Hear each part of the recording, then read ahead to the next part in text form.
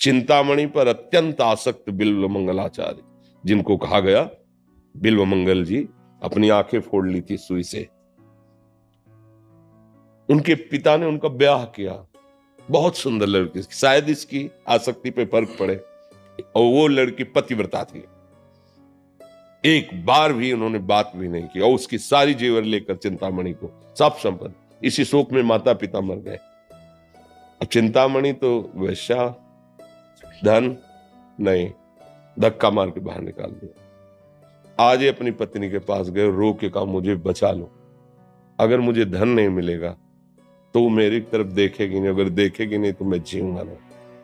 आज अपनी पत्नी से देख, पत्नी ने कहा हमारे पास तो एक सुहाग का वो होता है माला, क्या कहते हैं उसको, मंगलसूत्र, वही आप ले लो, कम से कम आपको देख लेगी, आपको सुख मिल जाएगा। कहानी पूरी बड़ी है। उसने कहा कहां से लाए, उसने कहा अपनी पत्नी से। फिर क्या लाओगे, फिर कुछ नहीं मिले। निर्मम, जब तू अपनी पत्नी का ब्याह ही हुई का, उसका नहीं हुआ, जो इतना प्यार करती है कि तेरे लिए मंगलसूत्र, तू मेरा क्या, तू उनके पास आदमी तो धक्का मार के निकाल दिया। अब कोई रास्ता नहीं। जिसका कोई रास्ता नहीं होता उसे भगवान के भक्त मिल जाते, संत जन, उनको भगवान का परिचय मिला कृष्णचंद्र जी का। तो जैसे जलते हुए आग में किसी को गंगा की धारा मिल जाए, नाम जब भगवत चिंतन, शांति मिली। वो जो वियोग चिंतामणि का था, वो आसक्ति जो थी उसका मोड़ हुआ प्रभु की तरफ। एक ही वर्ष हुए थे, मन में आया कि मैं विचरण करूं, एक आश्रम में न रहूं। तो वो विचरण कर रहे थे, आगे जा रहे थे, तो गांव बाहर मंदिर था, सरोवर था, तो वहां देवी पूजन के लिए माताएं बहनें आती। तो एक नववधू जा रही थी पूजने, बिल्कुल हूबहू चिंतामणि जैसी।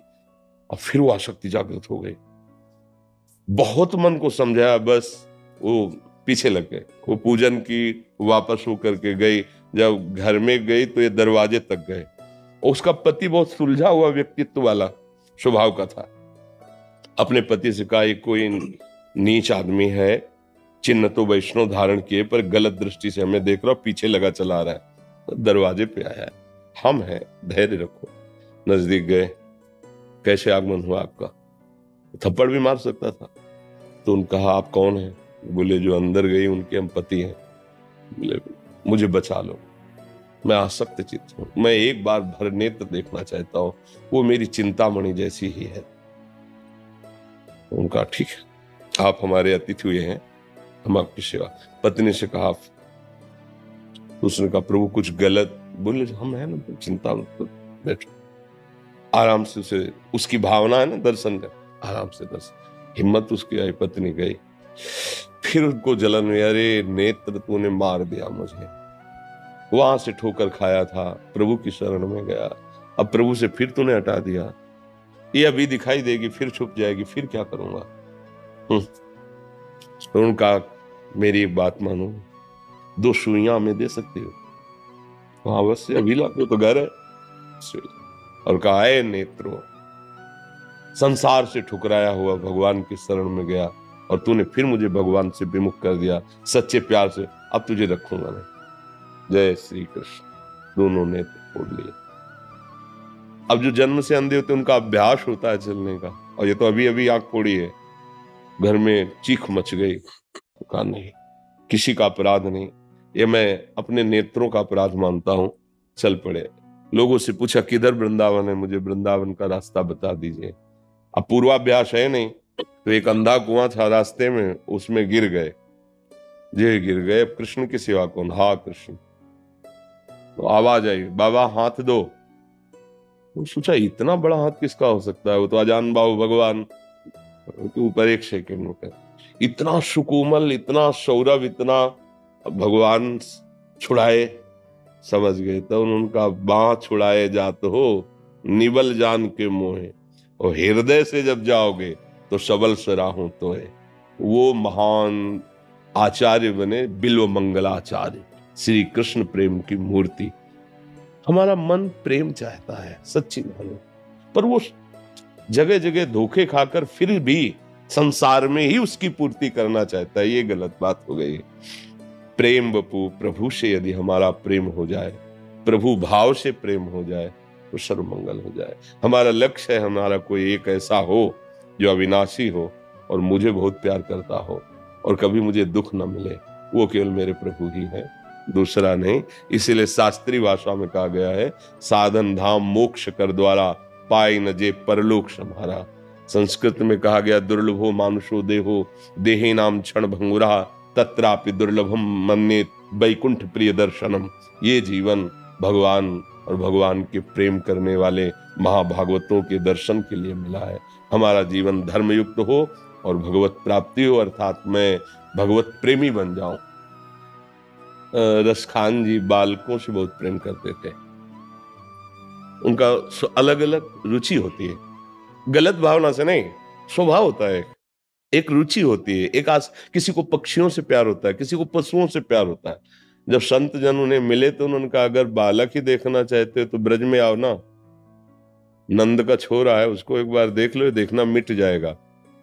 उन्होंने ऐसा कुछ नहीं माना कि कोई भगवान की बात कर रहे हैं, तो वो प्यार करते थे बालकों से वो। और ठाकुर जी भी बड़े लीला बिहारी, मुनि मन ध्यान धरत नहीं पावत, और वो इस लक्ष्य से क्या है कि नंद के छोरा को देखेंगे। तो देखा करधनी बांधे हुए, छोटा सा ऐसे पीतांबर और ऊपर झगुलिया पहने हुए और बंसी, और लुट गए। तो वो कहते हैं, मत जाना मत जाना, ब्रज की गलियों में मत जाना, एक ऐसा चोर खड़ा है जो तुम्हारे चित्त को चुरा लेगा, कहीं का नहीं रखेगा। अर्थात असली जब प्यार मिला रसकान जी को, बिक गए भगवान पर और कृतकृत्य हो गए। केवट को जब भगवान के चरण पखारने को मिले तो कह रहा, अब कछुनाथ न चाहिए। हमें ये प्राप्त करने के लिए मनुष्य जन्म मिला। सही सोचो, सही ढंग से, अभी आनंद से बैठ के तुम जो कुछ भी करना चाहते हो, जो कुछ भी पाना चाहते हो, वो सुख के लिए ना। देख लो आप, जो भी सुख के लिए ना। क्या जो तुम सोच रहे हो वो किसी के पास नहीं है? क्या होगा? क्या वो सुखी है? वो कुछ और चाह कर रहा है। अर्थात अभी सुख का ठिकाना किसी को नहीं मिला। सुख का ठिकाना है सुख सिंधु भगवान, और जहां भगवान से वास्तविक अपनापन हुआ तो फिर कुछ नहीं चाहिए। जा ही न चाहिए कबहू कछु तुम संसार। प्रेमी को कुछ नहीं चाहिए। वो लैला मजनू की प्रेम की बात सुनी होगी, बहुत व्याकुल होकर के मजनू पुकार रहा था, लैला लैला। तो अहेतुकी कृपाल भगवान है, वो आए, उन्होंने कहा, तेरी विकलता देखकर मुझे चैन नहीं, तू मेरा दर्शन कर। कौन हो तुम? तो उनकी भाषा वो बोलते हैं, जो अपने भगवान का नाम लिया, मैं वो हूं। तो उनका नहीं, मुझे तेरे दर्शन नहीं। अगर तू सामर्थ्यशाली है तो लैला का रूप रख के आता, मैं तुझे देखूंगा। ये नेत्र उसके सिवा किसी को नहीं देख सकते।